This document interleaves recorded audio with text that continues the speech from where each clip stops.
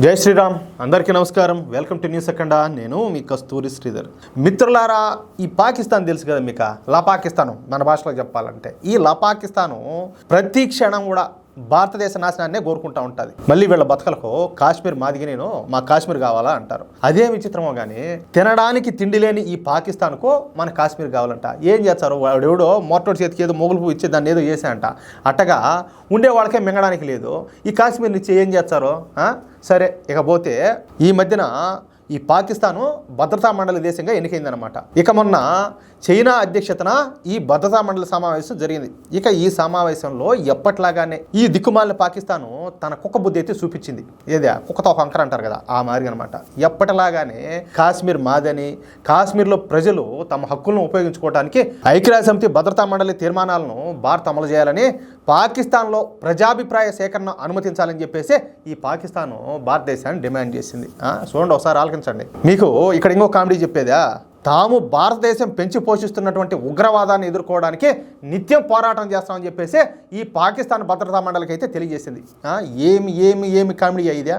భారతదేశం అంటే ఉగ్రవాదాన్ని పెంచి పోషించాలంట.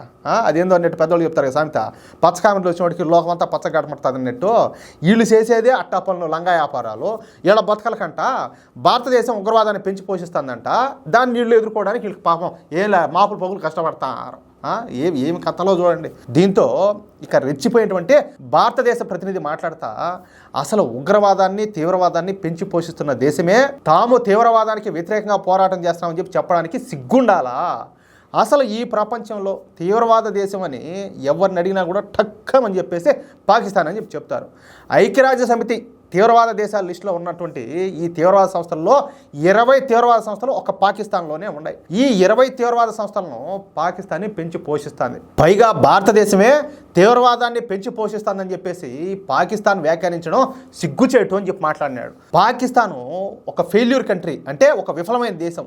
చివరికి తమ దేశంలో ఉద్యోగస్తులకు జీతాలు ఇవ్వడానికి కూడా డబ్బులు లేక ఇతర దేశాలను అడుగు తింటున్నటువంటి దేశం ఈ పాకిస్తాన్. అటువంటి ఒక విఫలమైన దేశంతో మాకు పని ఉన్నది. వాళ్ళు వీళ్ళు సాయం చేస్తే బ్రతికి బట్టగట్టే పాకిస్తాన్ ప్రభుత్వానికి అసలు తమ దేశంలో ఏం జరుగుతుందో కూడా తెలియదు.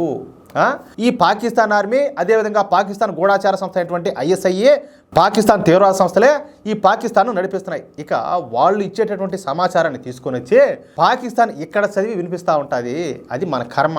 భారత్ పైన పాకిస్తాన్ చేసేటటువంటి ఈ నిరాధార ఆరోపణలు, దుష్ప్రచారాలు ఆశ్చర్యం కలిగించేటి ఏం కాదు.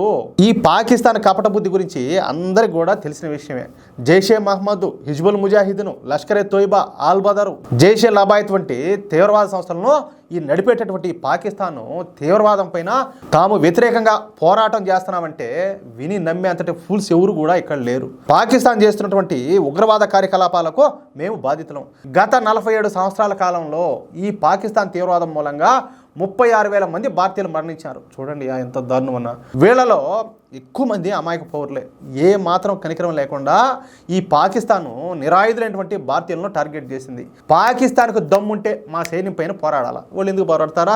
దొడ్డుదాన్ని కదా, వాళ్ళు వచ్చేది ఆడంగిలో వాళ్ళు వచ్చినట్ట. అంతేగాని దొంగచాటు వ్యవహారాలు మాత్రమే పాకిస్తాన్ అయితే చేస్తుంది. దీనికి బదులుగా పాకిస్తాన్ తమ ప్రజలకు మంచి పరిపాలనను అందించే ప్రయత్నం చేస్తే ఇంకా బాగుంటుంది. ఇక కాశ్మీర్ ఎప్పటికీ భారత్లో భాగమే. కాశ్మీర్ పైన పాకిస్తాన్ ఆశలు వదిలేసుకుంటే చాలా మంచిదంటూ ఐక్యరాజ్య సమితి సమావేశంలో భారత ప్రతినిధి పాకిస్తాన్ను మెట్టుతో కొట్టేట్టు సమాధానం చెప్పినాడు. వీళ్ళ తీవ్రవాదాన్ని అరికట్టేదానికి ప్రయత్నాలు చేసేదా వీళ్ళ బతుకులు?